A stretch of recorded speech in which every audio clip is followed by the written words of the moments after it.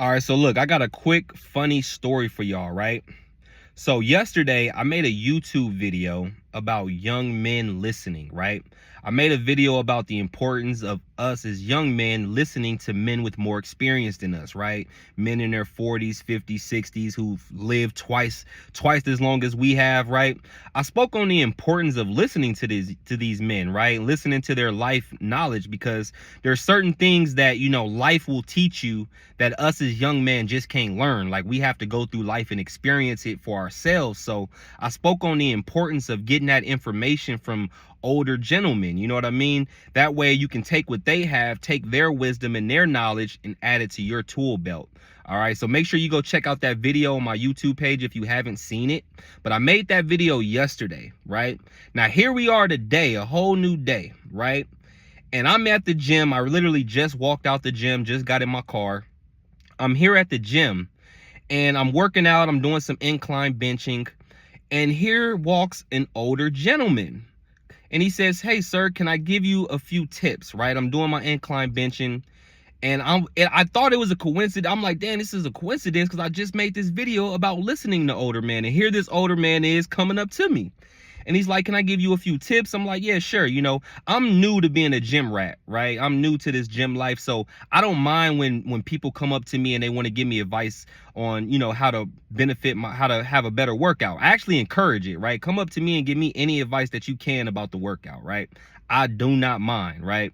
So he gives me some tips about my workout. I switch up some things, and and it felt better. His advice actually worked. My workout actually felt better. After that, he starts waving me over. Now, mind you, his name was Christian. This man is 72 years old, right? He's a good looking 72 years old, might I add. Like, he ain't no older looking man. Like, he looks like he's a lot younger than he is. His chest is big, his arms are big. Like, he's an in shape 72-year-old. All right. So he's not one of these older guys, but he waves me over and he's like, "I want to show you a couple other workouts that I have, or just one other one." He wanted to show me one other workout. So I'm like, all right, cool. I'm not thinking he gonna want me to do it or anything. I'm just thinking, he gonna want to show me, and that way I can go over there and maybe try it on my own. So he does the workout. He shows it to me. I'm like, man, that looks pretty good. Actually, like a beast of a workout. I'm like, all right, cool, man. All right, man. Well, I'll see you later. He's like, "Why don't you give it a try?" Huh? I'm like, all right, man. So I just made this video about listening to elders and people that's older and more experienced. So I'm like, man, I kind of got to do it. So I go ahead and I do the workout as he showed me. And man, when I tell you this thing was a beast of a workout, I start feeling all my limbs and my arms shaking and my chest start aching and all of that. And I'm like, man, this workout is 10 times harder than the workout I was over there doing. Like 10 times harder. And I don't even got that much weight on here and it's hard. I'm like, oh man, this old guy, he got me doing the most, right? And he's an Italian dude from New York, so they love to talk. So, within the workout, he was giving me a lot of knowledge, a lot of life advice. So that's why I wasn't tripping too much. But it was just funny how God sent this man in my life. And now I got to listen to him because I just made a YouTube video about listening to your elders. So now I'm low-key trying to get away from this man, because I'm like, man, this workout is a beast. Like, I want to get back to what I was doing, bro. Like, my arms is shaking, my chest hurt. Like, I'm like, man, this is crazy. So we end up shaking hands. He told me, like I said, gave me some advice about working out and life. And then he ended up finding me again. I was being a good guy. I didn't run across the gym, and get away from him. He finds me again and he's like, "Hey, let's do another workout. I got another one I want to show you." Of course, me being me, I go over there. And once again, him being him, this is a beast of a workout. Now, a little bit information I want to share. His son has a gym membership where his son pays about $200 to $300 for his membership a month. So he gets to work out with his son. So he knows a lot about what he's talking about, because he's working out with these professional guys who's showing him a lot of tips and things like that. So he knew what he was talking about. But once again, he got me on a beast of a workout, right? Once again, I'm second guessing myself, like, man, I should have stayed. I should have went to the other side of the gym.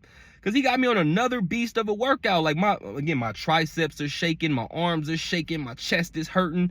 And coincidentally, we was both doing chest days. That's how I knew this was God sent, because we both just happened to be doing chest. So he's got me on this beast of a workout, man. And shout out to you, Christian. And really the moral of this story, right? All jokes aside, the moral of this story is you got to speak it, believe it, receive it. All right? Say what you mean what you say.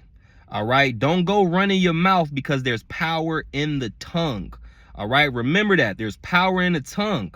So when you go and you start saying things, God, the universe, whatever you want to call it, is going to challenge you.